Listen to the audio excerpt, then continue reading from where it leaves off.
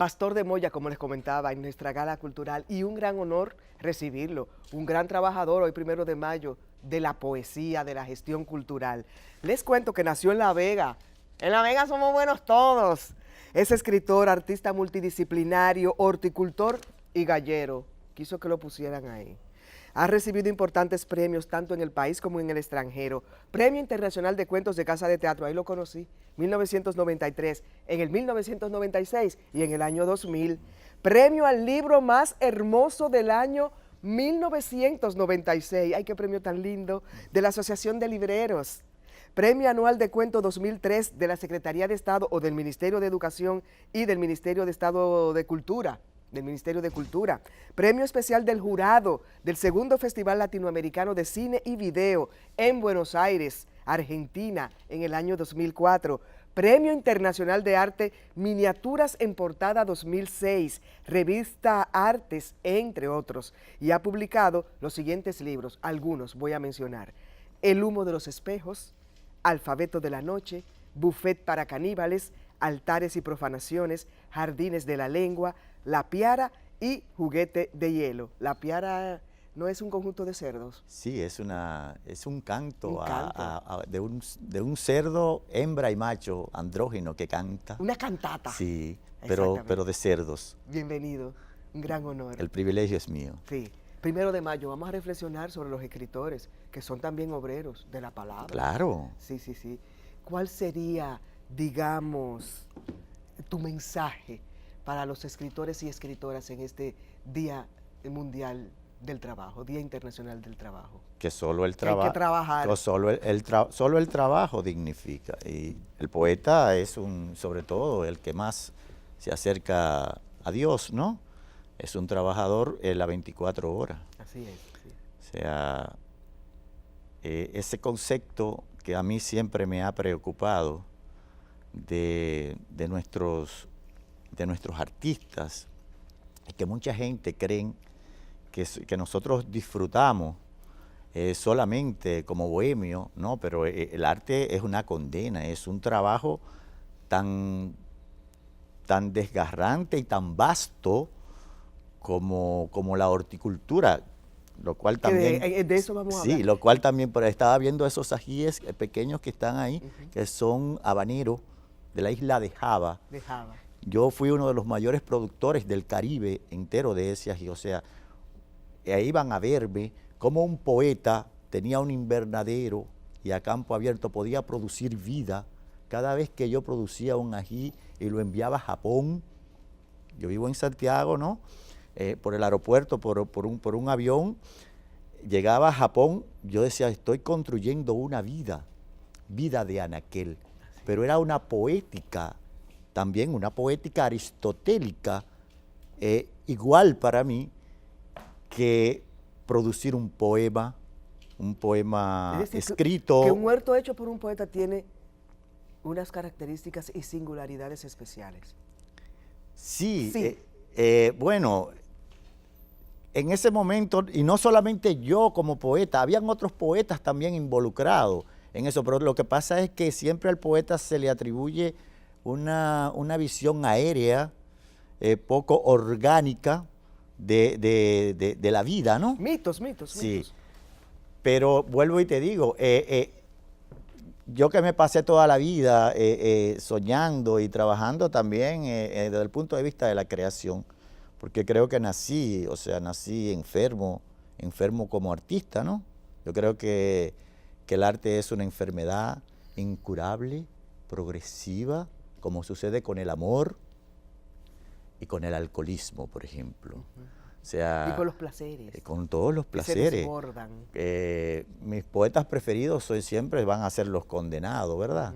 Baudelaire, Rimbaud, en el caso nuestro, Zacarías Espinal. Bohemios consumados y en ejercicio. Sí, entonces... Mira, Pastor, decía Gabriel García Márquez que cuando él se sentaba frente a la página en blanco tenía una angustia y una ansiedad inmensa, que a él le daba muchísima brega escribir y que era un acto de desprendimiento del alma, de sacarse de adentro, y sufría muchísimo. Sí, claro, yo creo en eso. O sea, el acto de creación es como el acto de parir, ¿no? Es un acto de angustia, de dolor, de desgarramiento. Sí, de desgarramiento total. Y si tú eres un artista, ¿verdad? O un creador, un poeta verdadero, pues evidentemente que tú te mueres en cada texto, te muere en cada página en blanco, ahora en la pantalla, si escribe en el ordenador o en el teléfono. En el caso de los artistas visuales, de los pintores, de los poetas, ¿verdad? Visuales o gestuales, de la gente de teatro también, que creo que es una forma de poesía también, donde hay mucha poesía del cuerpo, de otra índole. Cada vez que tú creas una obra, tú te mueres como te mueres en el orgasmo, ¿no? Como te mueres. La pequeña mort. Sí, le petit mort, dicen los franceses, ¿no? Entonces, yo creo en eso. O sea, no es un acto solamente de placer, el placer está después. Y el placer mayor es para el espectador. Pero para el creador verdadero es un acto. Y el reto es la palabra, ¿no? Y un acto claro, la palabra. La palabra. Por ejemplo, yo le decía a la productora... A Laura Guzmán. Sí, de ustedes, a Laura, la querida Laura, que en nuestro país no hay tradición de poesía gestual, de poesía visual. Yo he hecho, o sea, no lo digo por ego, sino porque no la hay. Todo es, yo también soy un poeta, un escritor que escribe, ¿no? Gráfico, que escribe, pero también tengo toda una tradición gestual en busca del gran poema total. ¿Y qué quiere decir eso? Traduce eso. Por ejemplo, te lo voy a poner como ejemplo. Mi libro de relatos, Buffet para Caníbales, que gana el premio nacional en esa época, que lo edita Isla Negra, yo lo pongo a circular en Cuesta, que era una librería de tradición formal, donde iban estos escritores con trajes y todo esta algarabía. Yo me aparezco con 2 enanos y yo disfrazado con una cabeza de abanico, de pedestal, que era mi corona, con un faisán en las manos. Dijeron, ese tipo está loco. Sí, no, todo el mundo. Sí, la 27 de febrero. Fue un performance. Sí, que yo estaba loco. Era un poema gestual. Performático. Sí, entonces, convoco a los intelectuales más conspicuos del momento y oficiales. Andrés Le Mateo, Ángela Hernández, Pedro Antonio Valdés, todo de la oficialidad casi, para que me presentasen. Pero era una burla para demostrar la enanez de los intelectuales dominicanos. Y los enanos daban un texto sobre Mengele y el experimento que había hecho en la Alemania nazi. Entonces yo lo comparaba, un texto que se llamaba El Jardín de los Enanos. Pero todo ese comedio, toda esa gestualidad, no era más que un pretexto para hacer otro poema de ese acto. Lo mismo sucedió en La Gallera. Te ayudó un arte milenario, el teatro. El teatro, por eso es lo que te decía, que la gestualidad del teatro, eso es poesía. Claro. Entonces, eso lo mismo lo hice en la Gallera Municipal de Santiago. La Gallera Municipal, pongo a circular un libro con una tuerca y un tornillo, un libro violado simbólicamente, un libro de ensayo. Entre comillas. Sí, durísimo, con una investigación. Intervenido. Que tenía un ensayo que era una burla sobre la baba, pero era un poema bajo el pretexto de la burla y de la crítica, una metáfora, en La Gallera. Y decía, ¿cómo un poeta? Bueno, hay una honestidad con mi tradición de gallero, de honorabilidad, porque en La Gallera es en el único lugar donde se mantiene la palabra. La palabra de un gallero es pero un sobre templo. La base de que 2 animalitos se maten. No, eso no.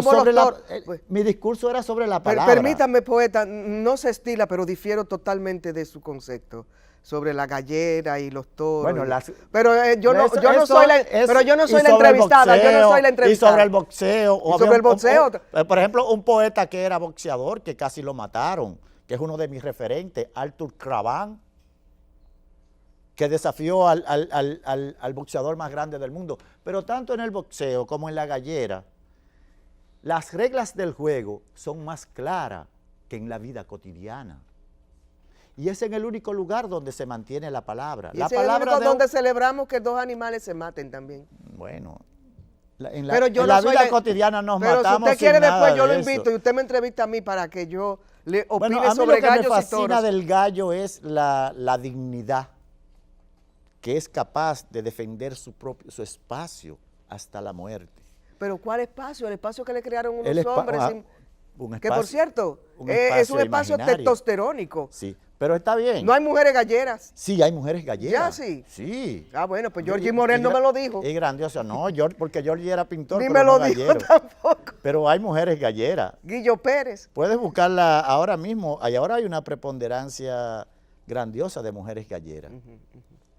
Y la literatura, por ejemplo, El Gallo de Oro, que yo tuve el privilegio de verlo en este canal, que lo pasaron, de Juan Rulfo, Sí.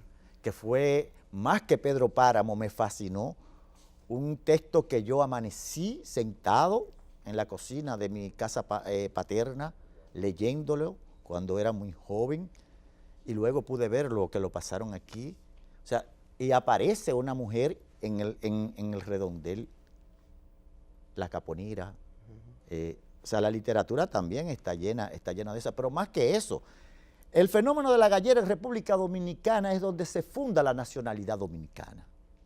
Así. Casá tiene todo a nivel sociológico. Y en esa montonera. Y todos los presidentes, y luego los bolos y los coludos, todo a nivel cultural, todo un discurso. Pero yo tengo un discurso sobre la dignidad y sobre la palabra, porque yo lo que soy es un trabajador de la palabra, y vuelvo y te digo, es en el único lugar donde tú dices, voy a $1.000.000 y lo pagas. Sí. Luego, en la vida diaria, en la vida cotidiana, para tú pagar con un contrato de un abogado y miles de notarios, se le hace muy difícil a la gente, no cumplen. Exactamente. Qué lástima que sean Entonces, los pobres gallitos quienes validen esas cosas. Pero yo lo que quería, porque me están haciendo señas de que nos vamos. Sí. El Día Internacional del Libro se celebró el pasado 23 de abril, ¿no? Y estuve leyendo un artículo donde uno de los géneros que más se lee y que menos se vende es la poesía, que es precisamente donde Pastor es un escritor de vanguardia. Sí, bueno, pero ese tema siempre ha sido, la poesía se lee muchísimo. Un pueblo, ¿Se lee mucho? Sí, un pueblo, lo que pasa es que se lee callado, y esto es un pueblo de poetas, una isla. Aquí todo el mundo tiene un verso, no importa que sea analfabeto. Lo que sí es que es desde la historia de la humanidad y de la poesía, no, la poesía nunca ha sido objeto de comercio, y esa es la grandeza, es como la fe. Sí.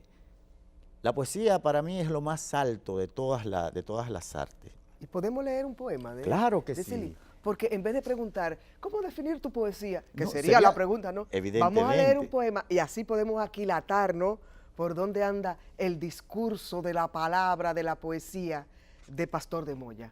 Damas y caballeros, a continuación, nuestro invitado de hoy, el poeta y escritor que ha recibido varios galardones y distinciones en su propia voz, nos lee un poema de su autoría. Sí, quiero leer este poema que lo escribí borracho, fascinado por una cantante. Ah, porque te emborrachas. Bueno, yo vivo, ahora ya no tomo alcohol, pero vivo borracho de belleza y de Dios, ¿no? Pero esta cantante... ¿Ya no bebes? No. ¿Qué vida tan aburrida? No, lo que pasa es que vivo borracho, no necesito el alcohol porque vivo borracho. Eso fue un chiste. Sí. Cuando salió Simone, la cantante lésbica, sí. Me fascinó porque me fascina esa dualidad de los travestis, ¿no? Desde el punto de vista de la seducción. Sí. Entonces le escribí, este poema se llama Él es mujer. Y dice así, Simone, la gran cantante brasileña, sí, exquisita. Así mismo digo yo aquí en una nota, cantante brasileña de exquisita semiótica lésbica. Entonces el poema se llama Él es mujer y dice así: este burdel, sabia virgen estuprada, al licor a su lado en las vetas de su voz. Este hombre quiere jugar a ser Simone, orinar ángeles en los arbustos del alma. Esta hembra es un terrible macho para el sexo, signo, acaso seducción hacia el crimen imposible, animus necandi, designio y cosa media. La noche cae y se rompe sobre el vaso y nosotros asaltamos estos labios. Exquisita. ¿Cómo enmarcarla dentro de la tradición poética dominicana? Influencias, quiero decir. Y hablo de Manuel del Cabral, Fernández Spencer, hablo de Jochi Mármol, y de esa camada de los años 80, César Vallejo, Mateo Morrison, Ángel Hernández. Fíjate, yo desde el punto de vista cronológico podría pertenecer a los 80 y de hecho iniciamos juntos, aunque mi discurso creo que no tiene un asidero tan definido en ciertos códigos como lo de ellos. Pero esto es una influencia sobre todo del burdel. Yo tengo también poemas dedicados a Herminia, que llegué con una parte que vivía aquí en Santo Domingo e iba porque siempre me fascinó esa tradición, o sea, ese mundo, ese ámbito, ¿no? Ese ámbito, todo, por descubrir, sí, por descubrir de lo que eran el comercio de la carne, sí. Mezclado con todo esto. Entonces, esto creo que tiene una presencia erótica. Y también es muy de la noche. Viaja mucho hacia el erotismo. Y sobre todo de la noche. Esa poesía, sí. Entonces, esos textos tuyos lo podemos conseguir en las librerías.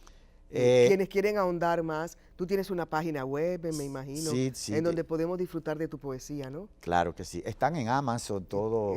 Por ejemplo, este mismo libro que lo saca mi amigo Miguelín de Mena. Miguelín, Cielo Naranja, Ediciones Cielo Naranja. Este libro esto es una portada de un performero que siempre está en el Conde, ¿no? Ay, exacto. Un tertuliero del Conde. Este es un performero real que está en el Conde, que imita a Michael Jackson. Sí, lo conozco. ¿Verdad? Claro. Mira, bellísimo, un libro bellísimo. Aquí hay 5 libros míos. Es una compilación con un estudio de un escritor joven también, que ya tiene un doctorado y que tiene premios importantísimos, Rey Andújar. Y el epílogo tiene también otro estudio sobre mi obra de José Enrique García, que también un doctorado en la Complutense de Madrid y todo. Entonces, aparece en Amazon. Y los otros también. Los otros también. Bueno, pues hay que acercarse a la poesía de Pastor de Moya. Vives en Santiago de los Caballeros. Sí, la ciudad corazón. Claro. Tenemos muchos amigos ahí. Comunes. Sí, así es. Ha sido queridos. Un honor. Ha sido un gran honor. Ojalá tengamos más tiempo para seguir leyendo poemas. Sería fabuloso. Encantada. El privilegio Pastor, es mío. Muchas gracias. Felicitaciones a todos los trabajadores y trabajadoras, a todos los obreros de la cultura, de la palabra, de la escena, del canto. Hoy, 1 de mayo.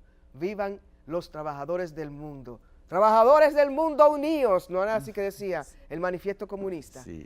Que pasen un feliz día. Hasta mañana.